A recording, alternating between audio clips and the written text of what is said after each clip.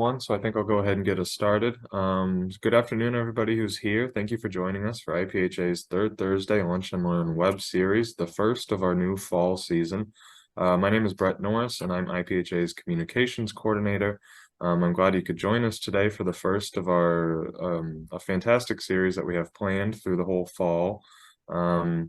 We hope to see you here each month. This session is being recorded and it'll be posted to IPHA's YouTube channel later on this month. Before we get started, just a couple housekeeping items. Your microphone should be muted during the presentation just to make sure that we can hear the speakers, but there will be plenty of opportunities for questions, for conversation. If you want to come off of mute, you can absolutely do that throughout and then at the end.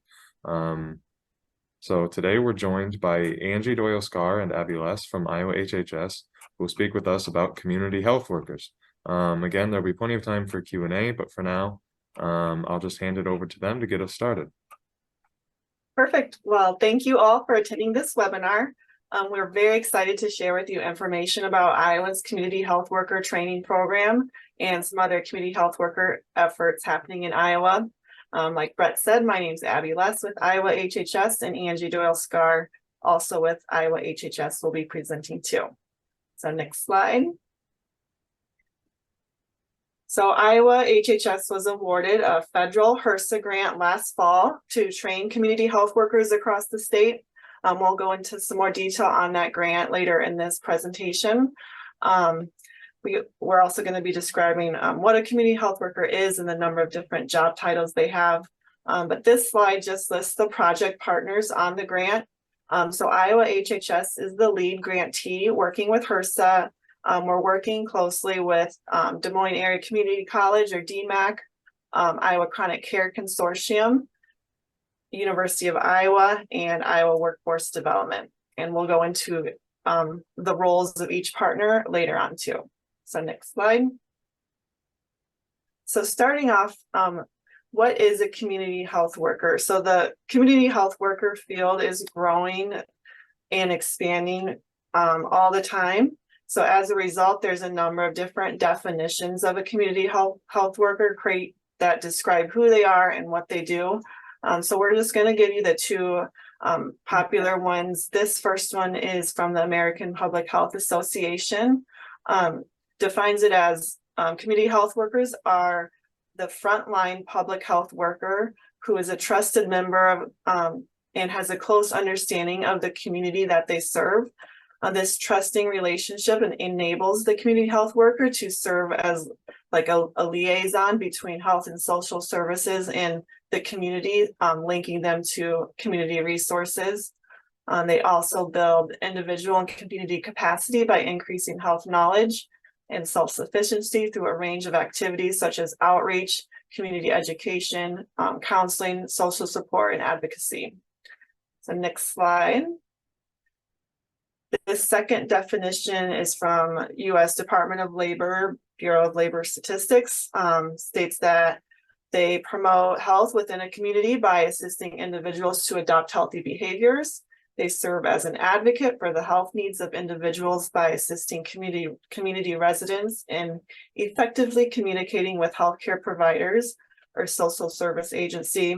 Again, they act as that liaison and implement programs that promote, maintain, and improve community health. So you have those two definitions. And then the next slide lists all the different job titles that community health workers may have. So community health workers is kind of that umbrella term, and depending on the organization, they can be called different things, but again, they do basically the same type of work, what those two definitions described. So next slide. So back to the grant. Iowa HHS was awarded the Community Health Worker Training Program grant in September of 2022, so about a year ago. The awarding agency is HRSA, the Health Resources Services Administration. This falls under the Federal Health and Human Service Administration. So this is a 3-year grant with $1 million per year, and it goes through September 2025. A key aspect of the grant is that 60% of the grant funds must go back to the community health worker through like tuition waivers and stipends. The grant includes 3 different training components that we will describe in more detail later over there on the right. And this is a statewide grant. The emphasis is to reach rural Iowa and serve individuals at or below 250%. That was, we were required in the grant to list the target population. So that's what we chose, but it's not limited to that. Next slide. So this slide shows the roles that each partner has.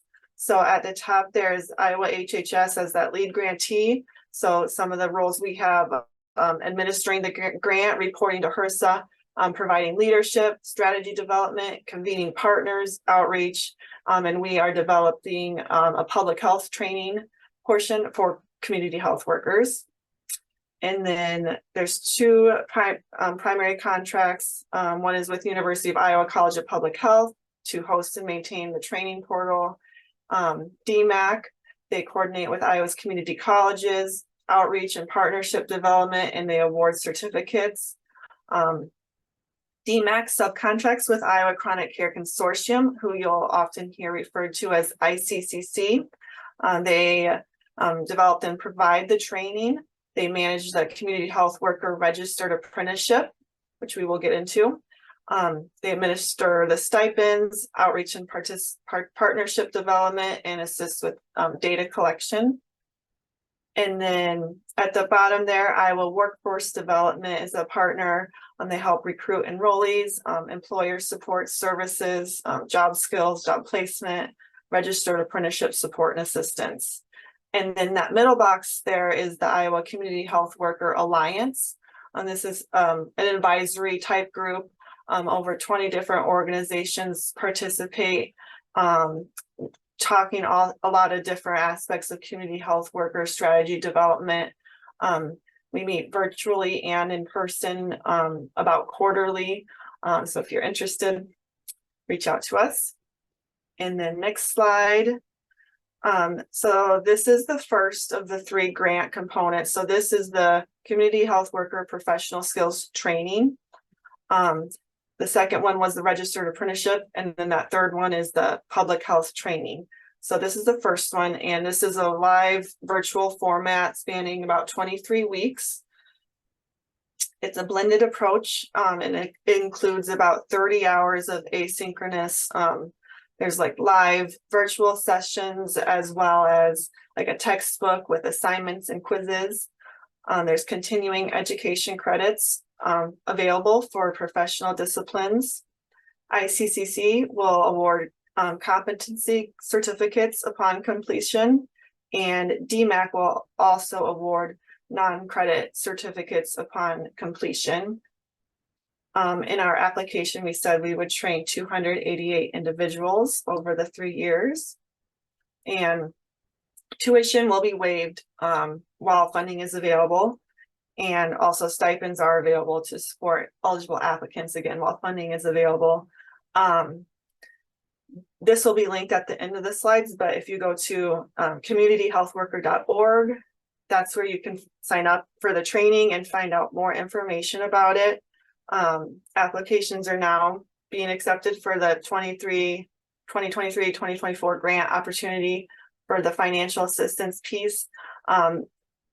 It's very high demand. So due to like the limited funding from the grant, applications are being prioritized. And we're anticipating opening the next round in later this fall. So, and then next slide.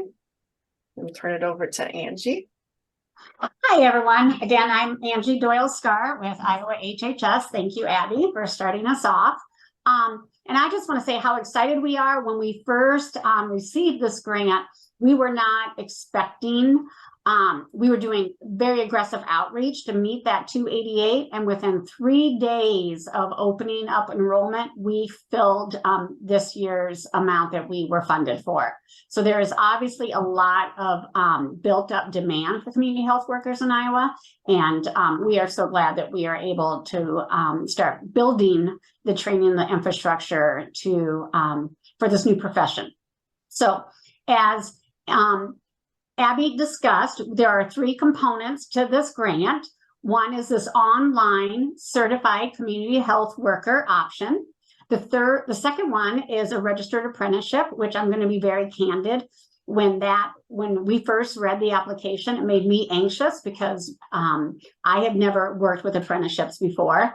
And so this is a new thing that we have really quickly had to learn. Luckily, our partner, Iowa Chronic Care Consortium, had some past history with that and has been crucial in implementing it.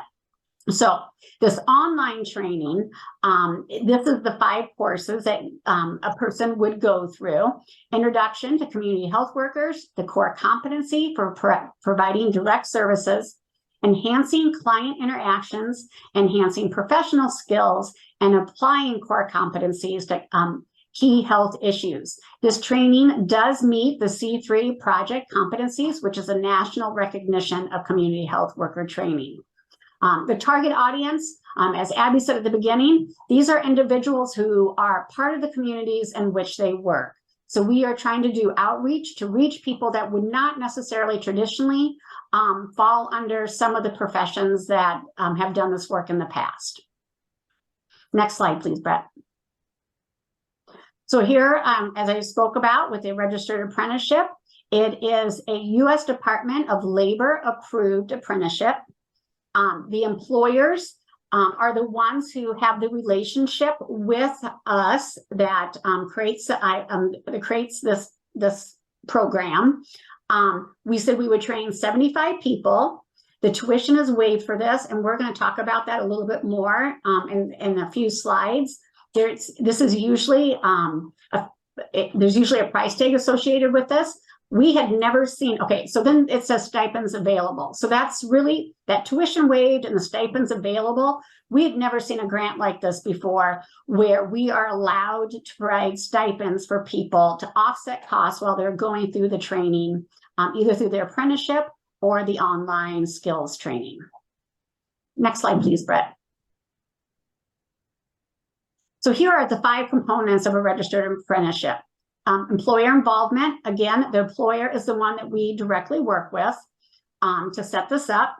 It is a structured pay on the job learning, 1 year, except grandfathering is allowed. So if you have an employee who's already been working as a community health worker, they will grandfather quite a bit of that time. We offer then the job-related educational instruction. That is 147 hours. That includes coursework and training and quizzes. This one, the skills training is at your convenience. This one are online, but they are live classes. And then once a individual goes through this, they get a national occupational credential that they can take anywhere in the country, and it is recognized. One of the things that I have learned and really thought about with this apprenticeship is it is offering 2 things. It's offering that on-the-job training coupled with the classroom training that could be hard to get while you're on the job. Sometimes apprenticeships can be a little rigorous for the employers, but how we have it set up, it's called an intermediary. That's hard for me to pronounce, sorry, especially with Invisaligns in. And never mind, not going to try again. So what that means is that Iowa Chronic Care Consortium, our partner, does 80% of the work for the employer. They work with the employer. The employers have to do some guaranteeing, like, supervision and everything. But Iowa Chronic Care Consortium is that person that works between the employer and the government. And so it really does reduce the responsibility and the workload for the employer. And what they get out of it then is a highly skilled, highly trained individual with this national credential. Next slide, please. And as Abby said, we are developing the 3rd component. And what is important to HRSA is that these community health workers, they consider community health workers to be frontline public health professionals. So they really want to make sure that community health workers has in-depth training in public health. So we are currently developing that training. We have about 13 modules that we are looking at, topics. It will include public health competencies. It will be 10 to 12 hours. And just like the skills training, it will be online on demand. They will receive a certification of completion. And we said that we would train 120 community health workers in this public health training. And again, there's no tuition for this while we have the grant. Availability, our first cohort went through the online training last year. Again, it closed up within 3 days. We are about to open it up again in October. There is the first registered apprenticeship cohort is currently active, and the next class will start in November. And we cannot emphasize what a great opportunity this is. So if we have any agencies out there who are interested in this, let us know, and we will certainly set you up with Iowa Chronic Care Consortium to start that process, because it is not like the skills training where it can be rolling. This is one where we have to, because they are live classes, we have a start date and a finish date. So we will be starting those classes in November. So if anybody has any interest, please, again, let us know.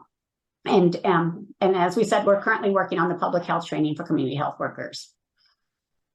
Next slide, please. Eligibility, these were determined by the federal government, and so we had no input on the eligibility. They must be age 18 and older. They must have a high school diploma or equivalency. They must be a U.S. citizen or foreign national having possession of a visa permitting permanent residency in the United States. If they are a registered apprenticeship, they need to be employed as a community health worker or have a similar role that they will be conducting their work through. If they want to do that skills training at the beginning, they just need to be either working as a community health worker or have a desire to enter the workforce. It is very important to us. Again, we're trying to reach your non-traditional populations. So if they do not currently work in what we would consider a professional capacity of a community health worker, we want them to be enrolled. So application process for each component, and we will make sure you guys have that. And then we're going to, I think in the next, either slide, next one or the next one after that, we're going to talk a little bit about stipends. And so the employer, if they are employed, the employer must allow a stipend. We have, some of our agencies that are public agencies do not allow their employees to accept stipends. So, and the positive to that is then that increases more money in our budget, and then we can even train more individuals. So one thing with this HRSA grant is 60% of the funds had to go directly to the individuals. So if there is any money left over from people not accepting stipends, then it will go directly back into training more individuals. Next slide, please. So here we talked about the tuition costs and the stipends. So on the online professional skills training, that tuition is usually $988. That is waived. And because of the gift of this grant is that individuals can qualify, if eligible, up to $2,600 for participating. The registered apprenticeship, because it is a little bit more intensive, there's a $5,000 stipend being offered, and the tuition cost is generally $2,500. So this really is a very unique grant that we are excited to be offering. Next slide. We just also received a Public Health AmeriCorps grant. This one literally just started in the last week. So we are going to give you the high level of it. If you have in-depth questions, we'll have to get back to you probably. It is a 2-year grant that is going to start this week. We will be enlisting 40 AmeriCorps members each grant year, engage 20 nonprofits or government agencies to host those members. The focus of the grant is on food insecurity and providing resource navigation. And this grant was actually given to another state agency, and they decided to decline it, and we offered to take it because the providing resource navigation really is that community health worker. So we will make sure that the AmeriCorps individuals in this grant are also trained as community health workers, and it's just another way for us to increase those numbers to have trained professionals across Iowa. Next slide, please. So there I am, Angie Doyle Scar on top, Abby Less. Rachel Black is a new staff person we hired to help. Okay, I see somebody asking a question. I'll get back to it. Sorry, distracted. And then Tammy is our partner at DMAC, and I see that she came on. So if you have any questions for DMAC, and then Deb Kazmerzak is our partner with Iowa Chronic Care Consortium. So I see we have one question. Yes, there is homework for both of them. There certainly is. Thank you, Tanika. Tanika is one of the trainers. So thanks, Tanika.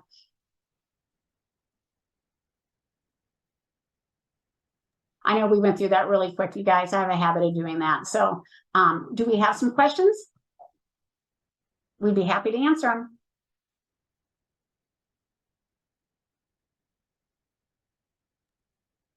If we have any questions, feel free to go ahead and unmute, turn your camera on, or throw it in the chat, whatever you're most comfortable with. Our DMAC partner, Tammy, said rock on. Pam, that's a great question about job placement services. So the apprenticeship, they're already placed in an agency, but we are also, that's the partnership with Iowa Workforce Development, is that not only are we doing outreach to job seekers, but then they're also going to help us with the job placements.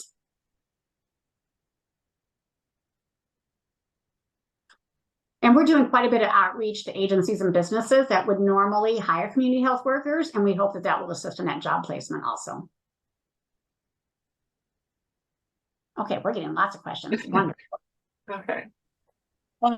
Excuse me, I started a little late. I entered a little late, so is it possible to for you to kind of go over what I missed at the beginning?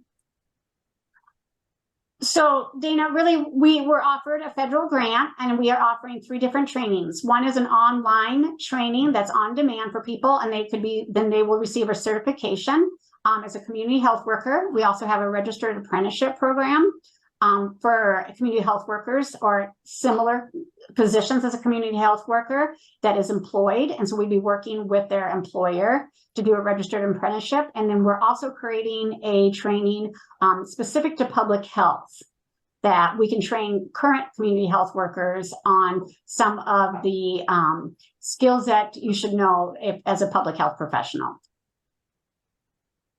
So John Rovers is asking if students are available for either one. So John, yes. So the short answer is yes. But again, with the registered apprenticeship, they would already have to be working. So this would have to be a student who is working to qualify for the registered apprenticeship.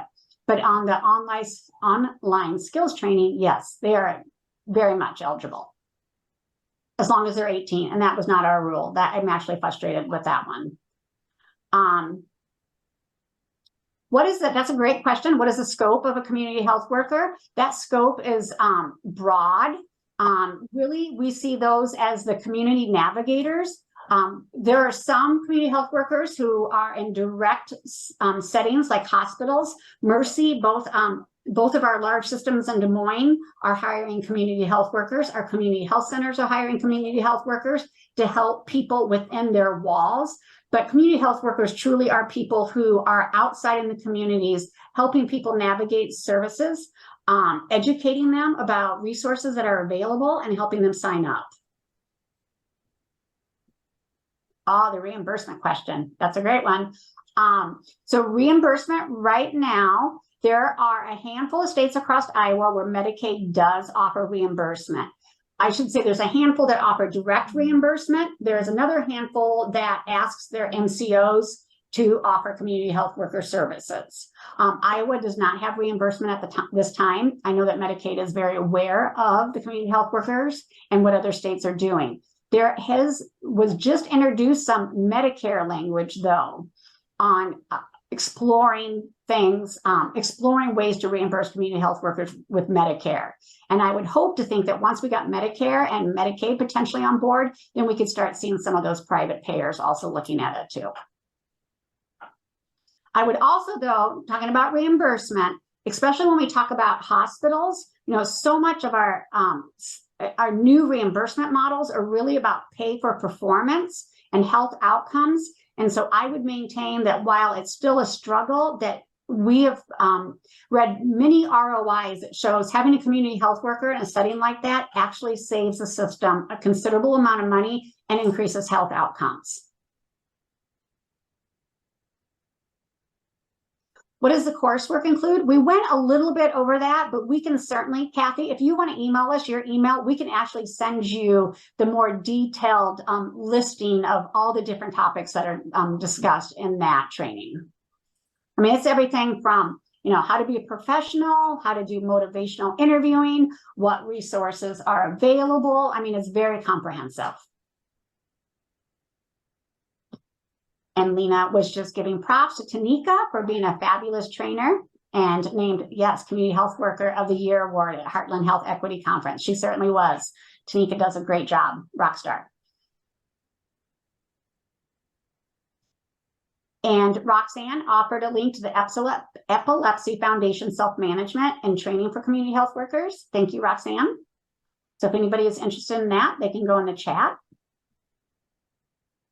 Okay, and I think I got through those questions. So how do people apply then?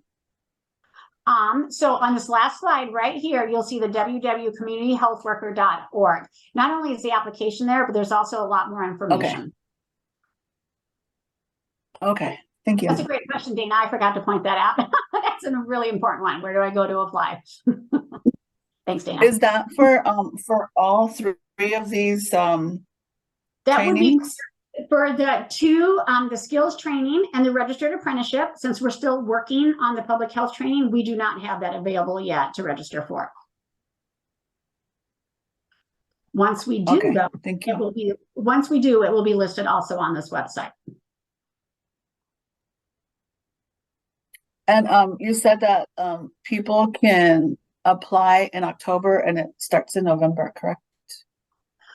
So that is your apprenticeship. So that would be working if you, Dana, if you're an employer now, or if you have if you're with an employer who would be happy to participate in this, that cohort does start in November, or hopefully November. But the online skills training, we will open that back up in October. That's a rolling enrollment as long as and it's open as long as we still have the funding. We keep it open until the funding that year is absorbed. Okay. And all of that information will be in this This website is a great place to go, Dana. And if you have additional questions that we are able to answer from this presentation or on this website, please feel free to reach out to us. Okay, thank you. And I see we have a question about if there's an opportunity for pediatricians to offer one of the workshops. You know, we also, well, I shouldn't say we, Iowa Chronic Care Consortium, our partner, offers additional CEU style classes. And so we are always looking, they are always looking for topics to include in that. So yes, we certainly would love to see more involvement. Thank you, Tanika, for putting that website in the chat. Appreciate it. That's a live link. See, we said she was a rock star.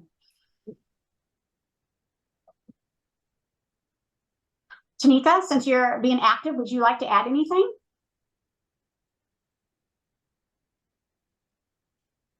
Hello, everyone. I'm Tanika Rowland. Thank you for having me.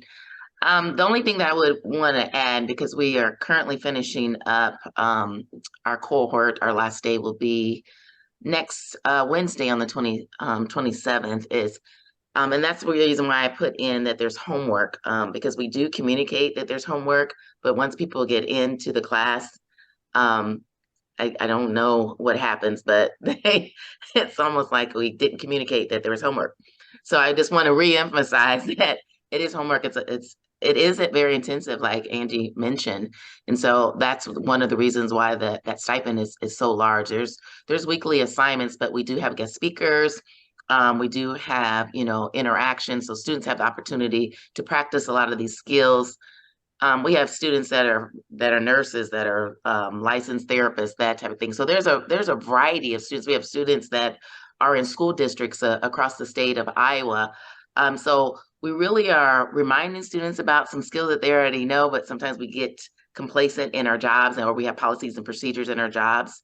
So we're doing some friendly reminders of some skills, and then some students are learning some new skills. We just finished talking about trauma yesterday. Next week, we will be talking about community outreach and health outreach. So there's a variety of topics, from developing a resume to self-care. We really do emphasize self-care because we want students to take care of themselves first, so they can be effective with taking care of their patients and their clients and their students or whoever they work with. But we're going to start out with defining what a community health worker is, move into health equity.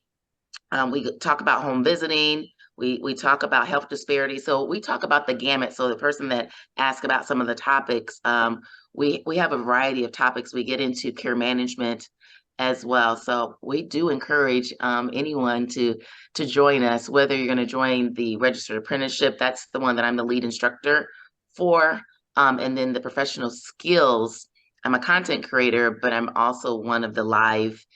There's 4 live sessions, and I'm a facilitator for one of the live sessions for utilizing community resources. So just wanted to share that. So thank you, Angie, for the opportunity. Oh, thank you, Tanika. That's wonderful. Thank you. You really added some context to this. Well, we really encourage it, and we're doing outreach right now for the next registered apprenticeship. So again, if you are an employee who would like to become involved in this, and you think you have an employer that would be willing to participate, Iowa Chronic Care Consortium makes it so easy for the employers. I cannot emphasize that enough. And it really is, a great opportunity. It's that on-the-job training with the classroom training that the employer then doesn't even have to worry about. I shouldn't say that, but the employer knows that their employees are getting a comprehensive quality training that helps with that on-the-job training. So it's a great opportunity. And the participants come away with this national credential, and community health workers is really one of the new emerging professions that our federal partners could not emphasize that enough, that they put a lot of priority in this. So it is not something that's a phase that's going to go away. And so having, your staff with this national credential is so rewarding, not only for the employer, but also for the staff. And it helps with retention and pride.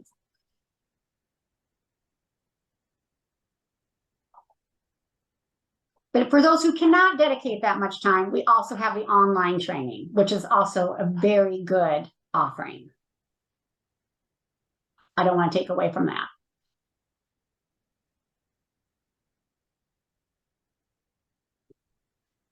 Well, if no one, whoops, let me see. Oh, we got one. Oh, Tanika, she is a student. Well, she's also teaching it. That is awesome. So that is wonderful. Thank you, Tanika. How many weeks is the online? Again, it really is on demand. So the members get to decide how long it's going to take. I believe we have up there, it's about 40 hours. Is that right, Tanika? But I think that's with quizzes and homework. So yeah, that's one's a lot as well. So it's like you said, it's on demand. It's whatever is convenient for you. And then the live sessions are offered weekly. So there's 4 different subjects for that, or areas of emphasis, and those are offered every week. So, but I facilitate once a month. So, but it is a lot of work. But but it is at your convenience. So, like right now, I haven't been able to sign on for about a month. So it just kind of works, whatever works for you. And Sharon has a great question. Do you plan on engaging and training diverse community health workers? No doubt about it. We're doing robust outreach. Our first cohort that went through, once we looked at the data, it was a diverse group. It wasn't quite as diverse as we would have preferred. Really, to be honest, the diversity was the lack of diversity was the education. We had a much more educated first cohort than we were expecting. So this next cohort, we are asking questions, and we will be prioritizing those if we have a waiting list to be able to enter into the program, to make sure that we are reaching the members who represent the communities in which they're serving. That could not be any more important to us. Very important. Great question, Sharon. And I just unmuted so I can, because I can't type that as fast. But so would there be like some translation opportunities for them, if like for some of the refugee communities?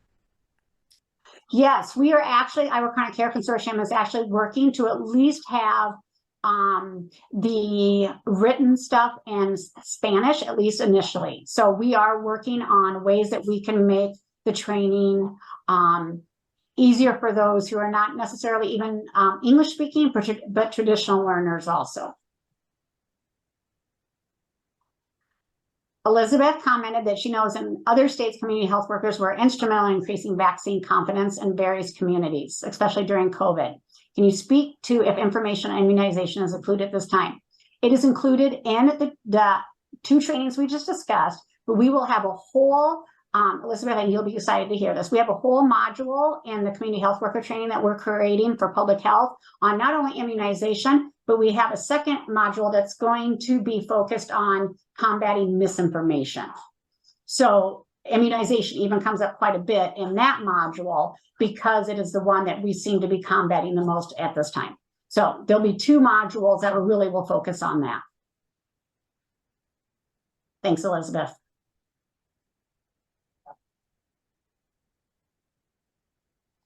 Well, this has been great questions and great conversation. I appreciate everybody being here today. We're really excited about it. I had been promoting community health workers internally at the department for years. And so I was really excited when we finally got the green light. And now we have 2 grants that we're working on, keeping us very busy. But it's good work, passionate work. Any other questions? Okay, well, as you can see, there's our contact information. So please do not hesitate in reaching out to us. We'd be happy to answer any additional questions that you could have about the trainings and really anything else that you're interested in. Thank you, everyone. All right. Well, thank you, Angie. Thank you, Abby, for sharing your expertise. And thank you, Tanika, for chiming in with some great insights. I'm going to pop in here, take executive director privilege here. Lena Tucker-Reiners with IPHA. Thank you, Abby, and thank you, Angie, like we said, Tanika, as always. But I also want to give a special shout out to Brett. Brett has been leading the Lunch and Learn series for us for a couple years now, and doing a great job, not only recruiting speakers, but facilitating the conversations, inviting everybody into the IPHA family as members and such. And next week is Brett's last week. He is leaving IPHA to move on to doing some environmental health work that he's excited about. So I just want to say thank you to Brett for this, and also let you know that the series will continue, and it's the IPHA Education Committee that will be facilitating the conversations from here on out. So members of the Education Committee will be facilitating each one of the taking turns facilitating the Lunch and Learns going forward. If you would like to become part of that committee, if you want to get involved in Lunch and Learns, any IPHA member is welcome to do so. And if you're not yet an IPHA member, as always, we invite you to join with us, and your membership dollars help support opportunities like this to learn and share. So again, thank you, Brett, and we'll see you next month. And Brett, if you have any other things to say. Yeah, so thank you for that, Lena, and thanks everyone in the comments for your congratulations. Yes, it's the series will continue, and it'll be in good hands. The Education Committee has plenty of people who will help host and recruit for the next season. And on that note, we of course are always looking for new topics for the future. We're finalizing the schedule for the spring right now. But yeah, go ahead and email. I would normally put my email, but my email after next week, I guess, probably won't be monitored a whole lot. So email Lena, email Kim, any other staff members. The staff emails are all just our first names at iowapha.org. So yeah, get in touch with any staff for scheduling for the future. But again, thanks Angie, thanks Abby, Tanika, Thank you, Brett, and thank congratulations. Yeah, That's wonderful. Thank you very much. I'll have this recording on our YouTube as soon as possible. So if anybody wants to review or share it, you can do that. I also will make sure that in the description of that video is the communityhealthworker.org link, so that you have handy access to that. But I think that's all I have for you. You can also find recordings of previous Lunch and Learn seasons. So and one future last ones will be point. there. I actually did a lunch and learn last year about a program that Abby and I set up to have public health teachings in local libraries. We had a couple pilots. So I would love to have community health workers in local libraries also. That I think would be a great location and a non-traditional setting. So if you guys know any libraries that are interested, please reach out to us. We would love to start something and have those conversations. Thank you. All right. Thanks, everybody.